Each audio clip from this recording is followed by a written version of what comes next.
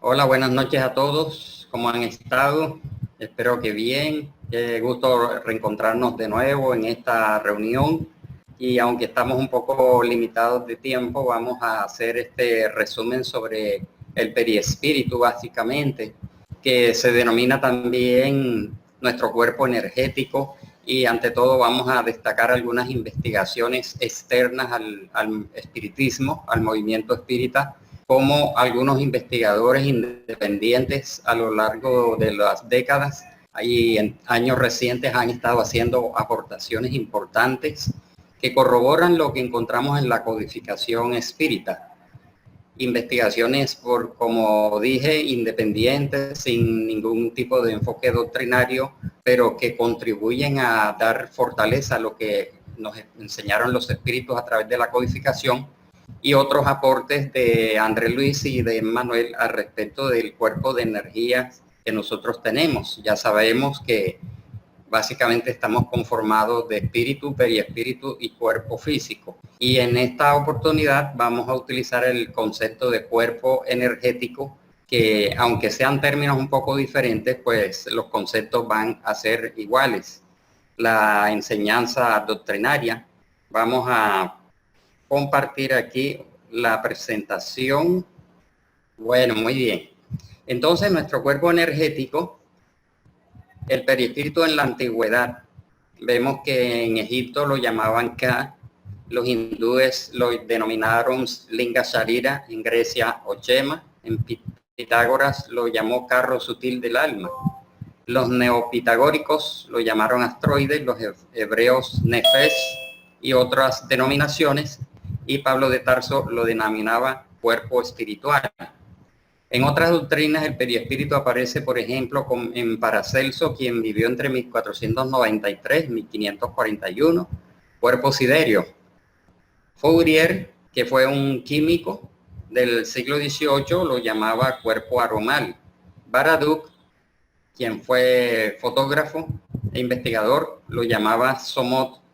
Y en el ocultismo y en el esoterismo ya sabemos que tradicionalmente se le denomina cuerpo astral, aunque de pronto en algunas particularidades que nos enseña la doctrina espírita no haya completa coincidencia entre lo que denominamos periespíritu y lo que en el ocultismo y el esoterismo denominan cuerpo astral. La doctrina espírita es muy amplia en enseñanzas al respecto de este constituyente importante para el ser humano.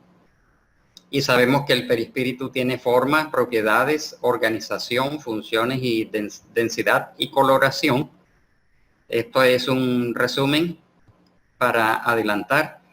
Encontramos que estudiando lo que Kardec y los espíritus señalan, el perispíritu tiene, como ya sabemos, entre otras características, la plasticidad, expansibilidad, elasticidad, penetrabilidad, absorción, ideoplastía y muchos otros términos parecidos a esto.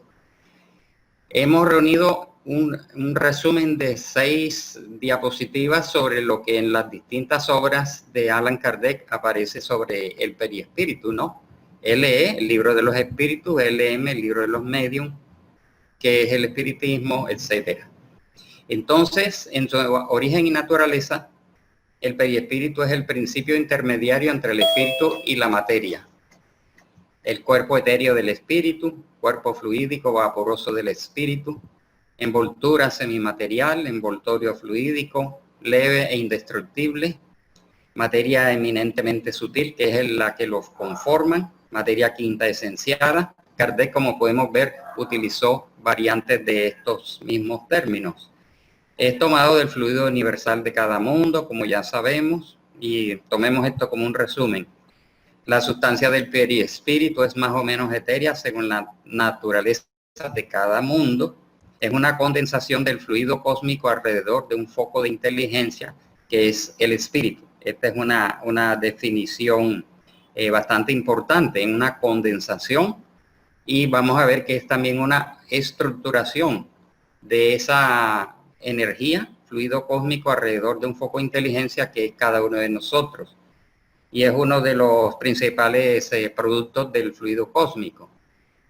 Pertenece a la materia por su origen, y a la espiritualidad por su naturaleza etérea. Es decir, que el fluido universal es en cierto sentido material, eminentemente sutil, y de allí se va a formar el periespíritu por cada uno de nosotros. Generalmente es invisible, mas en ciertas circunstancias se condensa combinándose con otros fluidos, tornándose perceptible a la vista y a veces hasta tangible.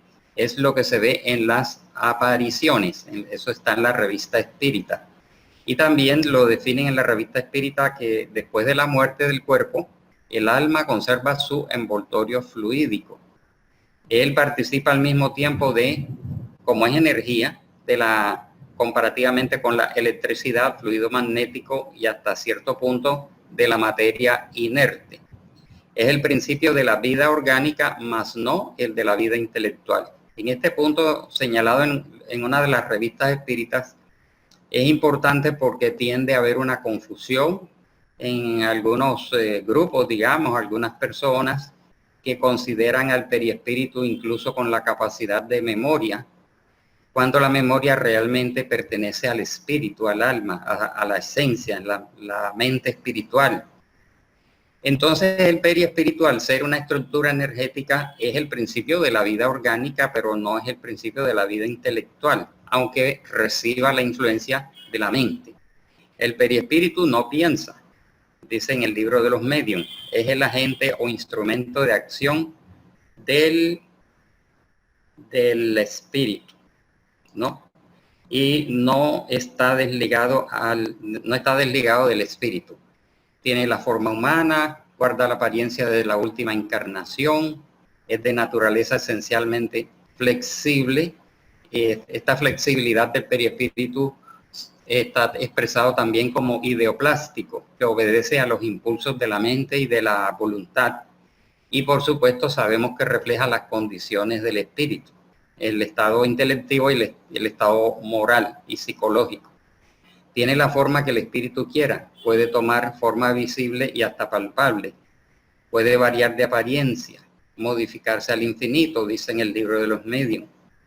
Por su naturaleza fluídica, él es expansible, irradia hacia el exterior y forma en torno del cuerpo una atmósfera que el pensamiento y la fuerza de voluntad pueden dilatar más o menos. Eso está en obras póstumas.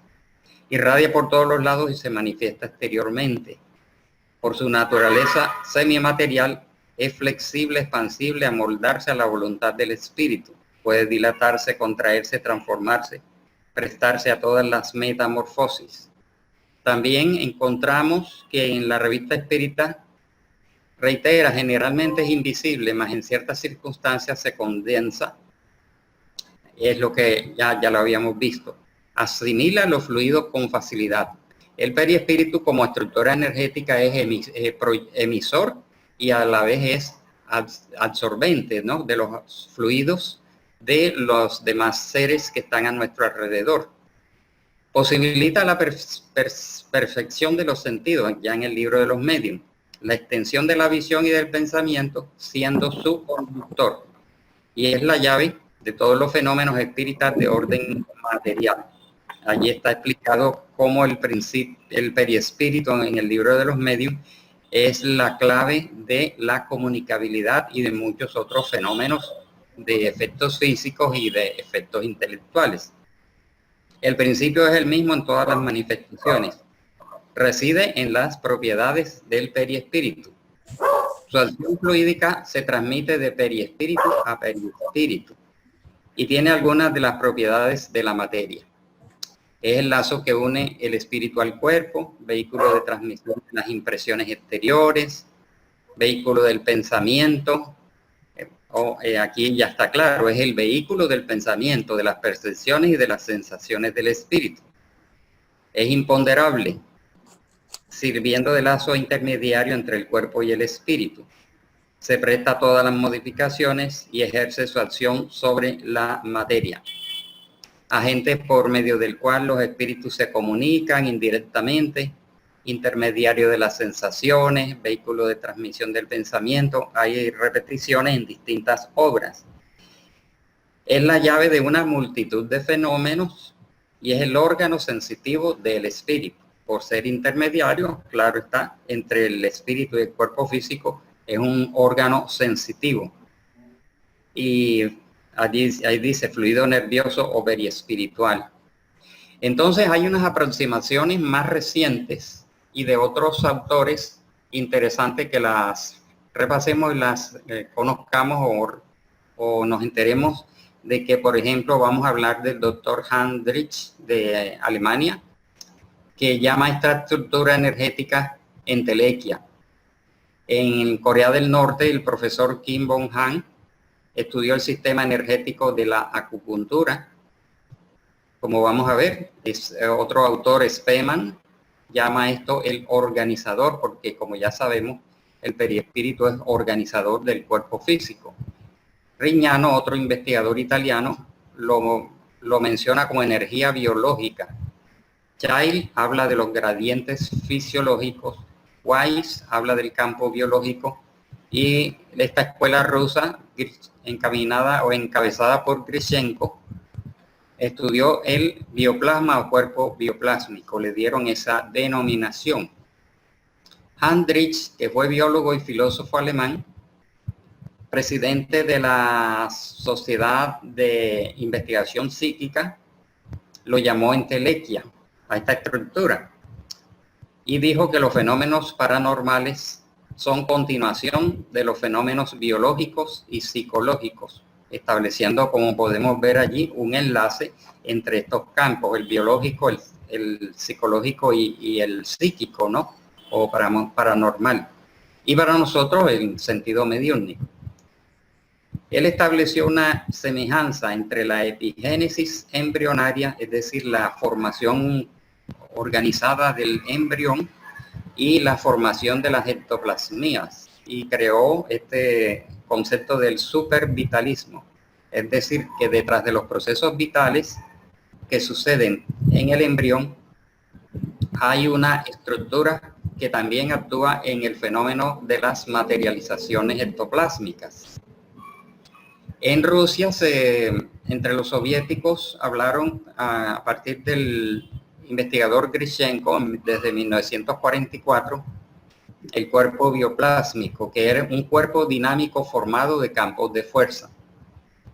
Ellos indudablemente tienen una visión más, digamos, materialista, pero el aporte de esta escuela rusa, escuela de los soviéticos, es importante tanto por la terminología como por los conceptos.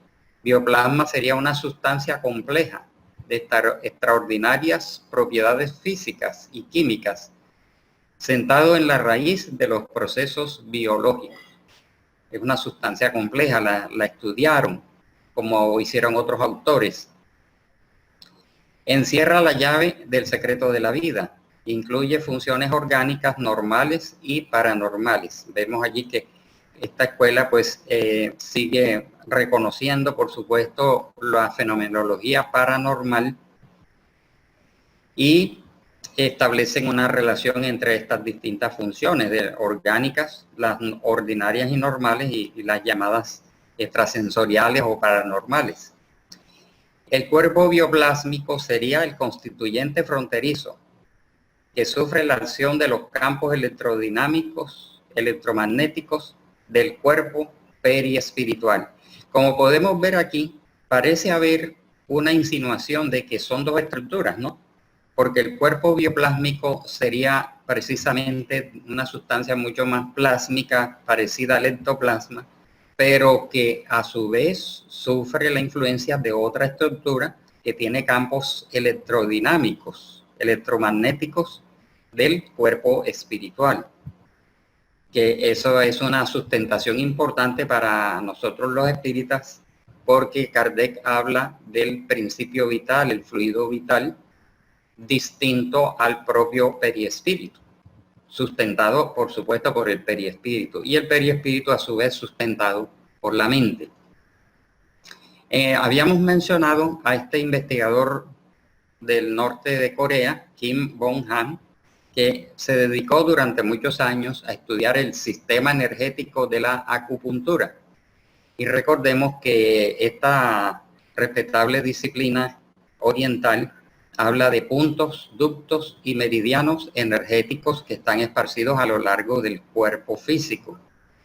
Y llegan a considerar que los puntos de acupuntura vendrían siendo como unos pequeñísimos centros de fuerza. Se habla tradicionalmente de 7 centros de fuerza esparcidos a lo largo de nuestro cuerpo, centros energéticos, pero que ellos dicen que no son los únicos, que así como están estos 7 centros principales, otros dicen que son 8, no importa mucho, lo que importa es que existen. Hay otros de menor tamaño y de menor potencial, ¿no? Hasta los más pequeñitos que vendrían siendo los puntos de acupuntura. Ellos, esta doctrina postula que entre los puntos de acupuntura hay unas conexiones como unos ductos y meridianos, y que son circuitos de baja resistencia eléctrica en un organismo vivo, conectando los puntos de acupuntura. Y formarían un cuarto sistema, dice esta teoría, forman un cuarto sistema en un nivel equivalente al sistema circulatorio, nervioso y linfático. Este es un aporte importante, esto que dice aquí, porque si recordamos, el sistema circulatorio está esparcido por todo el cuerpo, hasta las células, hasta los vasos capilares más pequeñitos, más finos, ¿no?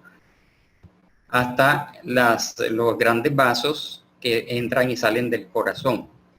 Hay otro sistema, que es el sistema nervioso, que igualmente es una red que recorre todo nuestro cuerpo, y otro tercer sistema, que es el sistema linfático. Entonces, aquí estaríamos frente a un cuarto sistema, que es el sistema energético del cual estamos hablando, y que también está estrechamente relacionado con el sistema endocrino. Este sistema sería el armazón del cuerpo bioplásmico postulado por los soviéticos.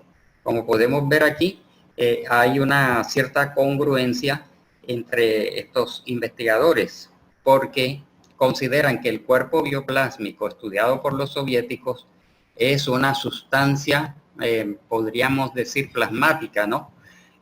Tipo fluido vital, tipo ectoplasma, pero que ella de por sí no explica muchos fenómenos. Entonces está apareciendo aquí la enseñanza de que hay una estructura energética que a su vez organiza a este cuerpo bioplásmico. Ya por lo menos allí tenemos 2 estructuras. Allí vemos una representación del sistema de acupuntura del cual habíamos mencionado. Es un vasto estudio que hay al respecto.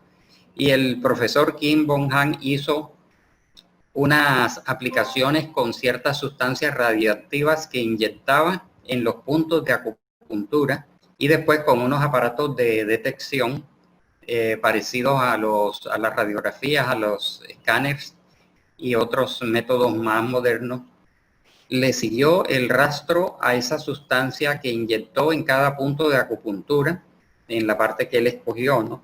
Y se dio cuenta que esta sustancia no cogía necesariamente la ruta del sistema circulatorio, sino que iba trazando otra ruta distinta al circulatorio, al nervioso y al sistema el anterior que vimos, el linfático, ¿no?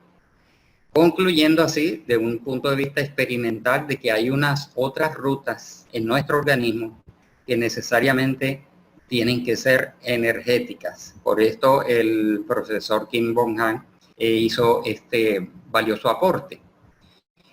Otro investigador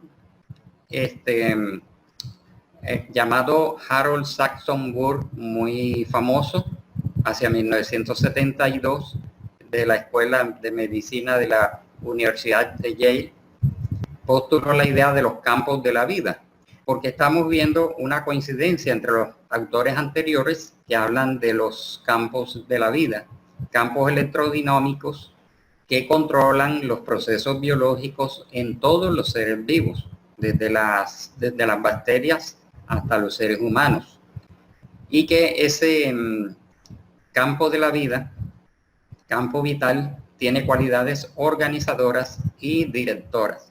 Indudablemente aquí estamos viendo claramente la alusión al periespíritu que aparece en la codificación. Indudablemente hay un aporte importante de Hernani Guimarães Andrade de Brasil, quien desencarnó en el año 2003, y su famosa teoría corpuscular del espíritu.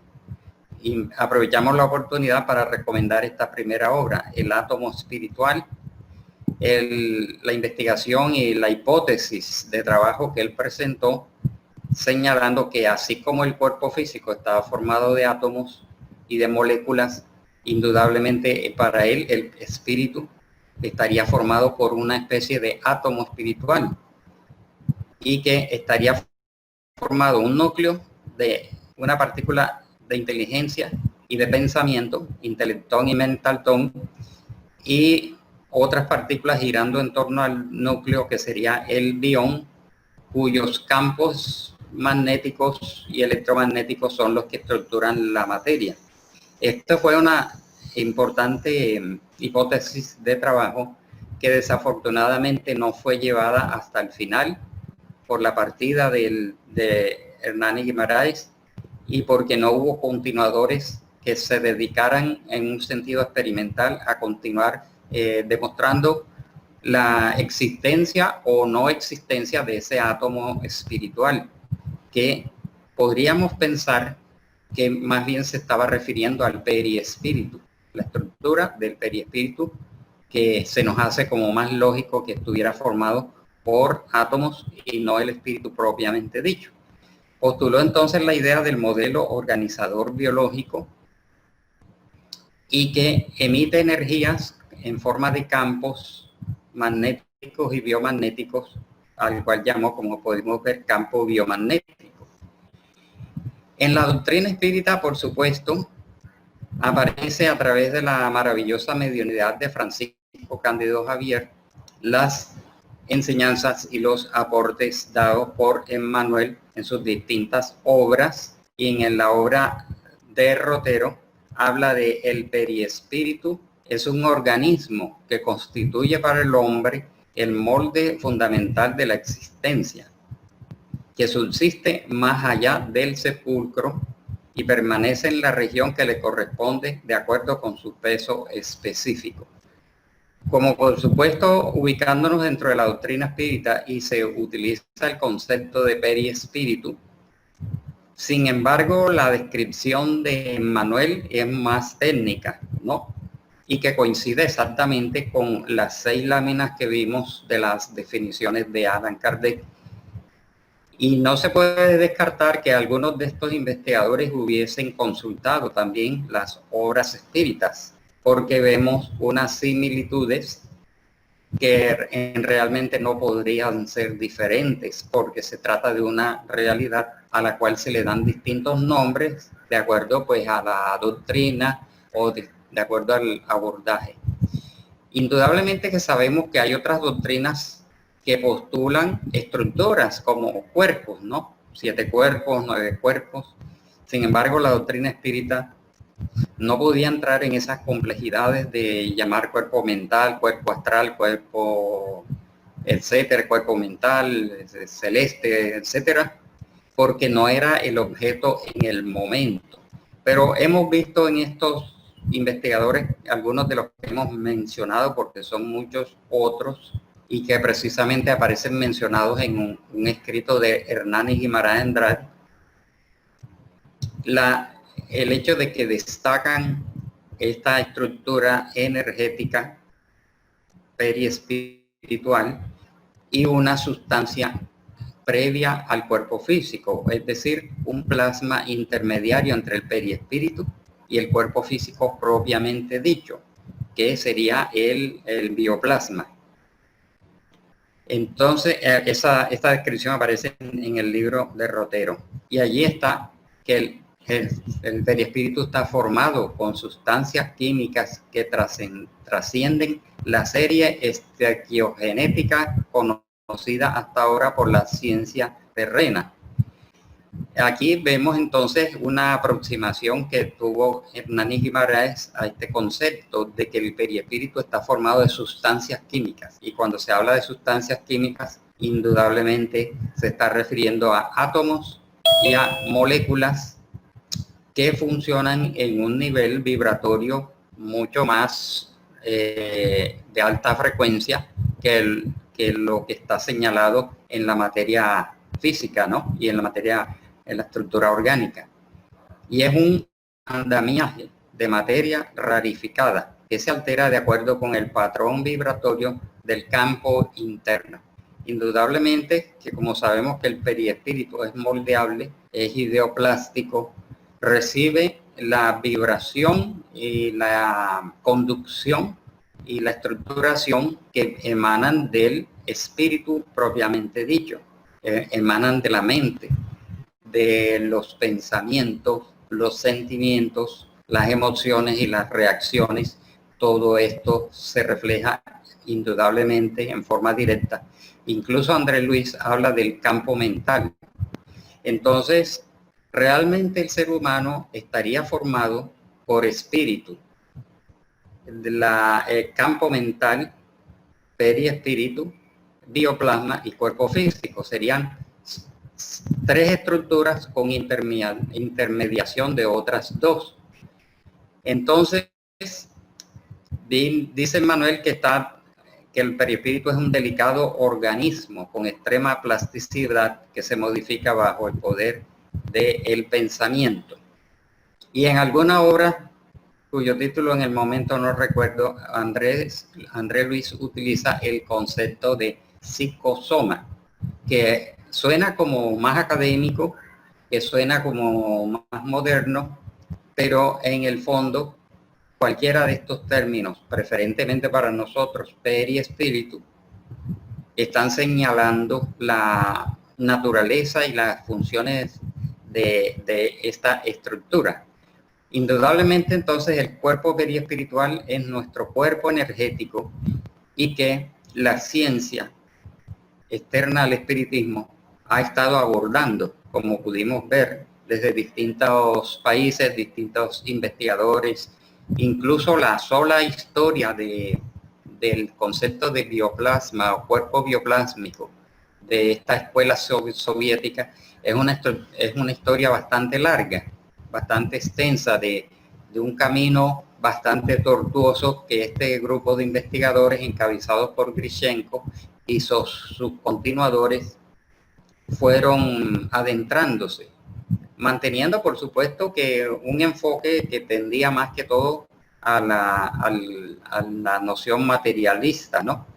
Evitando un poquito, digamos, el concepto de espíritu propiamente dicho, pero sin embargo llegaron a aportar valiosas enseñanzas que vienen a contribuir desde un punto de vista de que generaron otros investigadores de otras nacionalidades, muchos de ellos indudablemente espiritualistas, que creen en la existencia del alma, la existencia de que hay algo que trasciende, que es esencial, que se manifiesta para ellos como mente y como pensamientos, como energías específicas que estructuran un campo mental mencionado por André Luis. Es decir, nuestra mente emite unas líneas de fuerza denominado campo mental.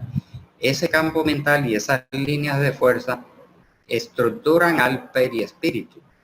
Y el periespíritu, a su vez, a través de la energía bioplásmica, estructura el cuerpo físico.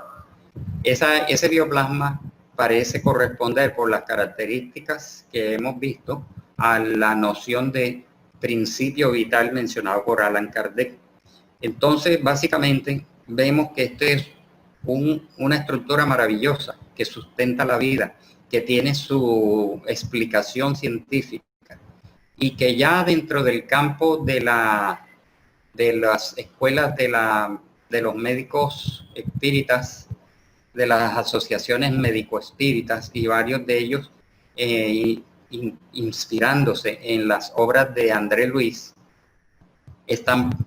ya vienen postulando desde hace mucho tiempo, desde que empezó Chico Javier a recibir las enseñanzas de André Luis y de Manuel, la postulación y la proyección de que algún día el hombre iría profundizando en este campo, y se está dando fuera del espiritismo, el conocimiento de estas estructuras, la función de ellas y la utilidad de conocerlas para ir llegando poco a poco a la medicina espiritual, que será la medicina del futuro, que cada vez va estando más cercana, porque como lo anuncia André Luis, llegará un momento en que el médico de la tierra no solamente tendrá en cuenta al cuerpo físico, en donde ya se refleja lo que viene del alma, lo que viene de la mente y del periespíritu, sino que poco a poco irá adentrándose en el origen de las enfermedades psicosomáticas y de todas estas situaciones todavía desconocidas, y que indican que todo procede del alma, del espíritu, de la mente, de los pensamientos, incluyendo también los sentimientos, las emociones, las reacciones y la conducta. En alguna obra dice que, o piensan en algunos conversatorios por chat, por ejemplo, en algunos chats, algunas personas se han quedado con el concepto de que la memoria reside en el periespíritu. Realmente la memoria reside en el espíritu. En el periespíritu lo que se archivan son los modelos, las estructuras que el ser ha ido desarrollando y teniendo a lo largo de su proceso evolutivo, a través de la evolución de las especies, que indudablemente es conducida por la evolución del espíritu. Entonces, el principio espiritual, habiendo recorrido distintas especies a lo largo de los milenios y de los millones y millones de años y eras, esas estructuras, como comenta Hernán Guimaraes Andrade en la teoría corpuscular del espíritu, se van archivando, se van estructurando como matrices energéticas que van quedando allá sumidas en un inconsciente en la medida en que ya el ser no las va necesitando, y permaneciendo activo la última estructura, que es la que nosotros tenemos ahora. Entonces, en ese sentido, el periespíritu viene siendo como un registro energético de las distintas etapas evolutivas por las cuales el ser ha pasado, ¿no? Entonces, concluimos así el resumen que hemos hecho al respecto de nuestro cuerpo energético, para comprender que indudablemente para nosotros el periespíritu es una descripción bastante científica, bastante aproximada, y que así como estos investigadores independientes han ido, digamos, postulando, ¿no? Y algunos han llegado a hacer experimentos, como el profesor Kim Bong-han, que se le ocurrió esta investigación que se nos hace muy importante, que se le haya ocurrido tomar una sustancia con propiedades radiactivas, y conocedor del sistema de acupuntura como él fue, ignoro si está encarnado o desencarnado, habérsele ocurrido inyectar sustancias radiactivas en los puntos de acupuntura,